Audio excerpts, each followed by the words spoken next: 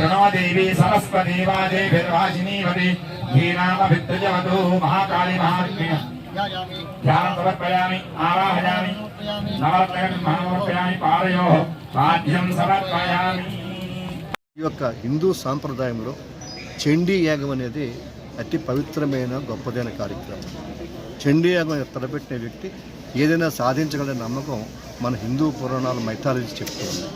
So ఆ విధంగా శతచండీ యాగం లాస్ట్ టైం మేము చేయడం జరిగింది. సో ఆ యొక్క దేవత దయ వల్ల మనకి యూనివర్సిటీ కూడా మార్చడం జరిగింది.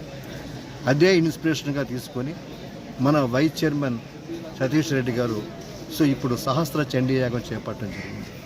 ఈ సహస్ర చండీ యాగంలో కూడా చాలామంది భక్తులకు, ముఖ్యంగా మా యొక్క సంస్థల్లో పనిచేసే స్టాఫ్కు, ప్రిన్సిపల్స్కు అందరూ కూడా ఈ చండీ యాగంలో పాల్గొనే అవకాశం ఇవ్వడం జరిగింది. అలాగే ప్రతి విద్యార్థిలోనూ కూడా ఒక భక్తి భావం, ఒక ఆధ్యాత్మిక భావం ఇవ్వడం కోసం మా ప్రయత్నం చేస్తూ ఉన్నాము. విద్యతో పాటు ఆధ్యాత్మిక భావం కలగాలని, అలాగే పాజిటివ్ వైబ్రేషన్స్ రావాలని ఈ కార్యక్రమం యొక్క ముఖ్య ఉద్దేశం. ఈ కార్యక్రమాన్ని సహకరించినటువంటి ముఖ్యంగా ఋత్వికులకు అందరికీ సుమారు 250 మంది ఋత్వికులు ఇక్కడ 5 రోజుల నుంచి ఈ యొక్క ప్రోగ్రామ్ని కండక్ట్ చేస్తున్నారు. వారందరికీ కూడా నేను శిరస్సు ఉంచి నమస్కరిస్తున్నాను. ఓకే. విద్యార్థుల్లో ఆత్మవిశ్వాసం చాలా కావాలి. ఒక విద్యార్థి విజేతగా మారాలంటే, ఒక విద్యార్థి ఉద్యోగస్తుగా కావాలంటే self confidence is most important. అటువంటి సెల్ఫ్ కాన్ఫిడెన్స్ కోసం 2 రకాల విషయాలు ఉంటాయి.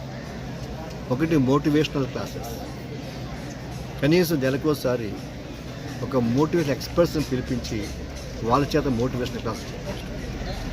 రెండోది వాళ్ళ కాన్ఫిడెన్షియల్ లెవెల్స్ పెంచాలంటే దైవశక్తి చాలా ఇంపార్టెంట్. దేవుడి యొక్క ఆ సపోర్ట్ ఉంది, ఆ ఆశీస్సులు ఉన్నాయి అని అనుకున్నప్పుడు విద్యార్థికి సెల్ఫ్ కాన్ఫిడెన్స్ కలుగుతుంది.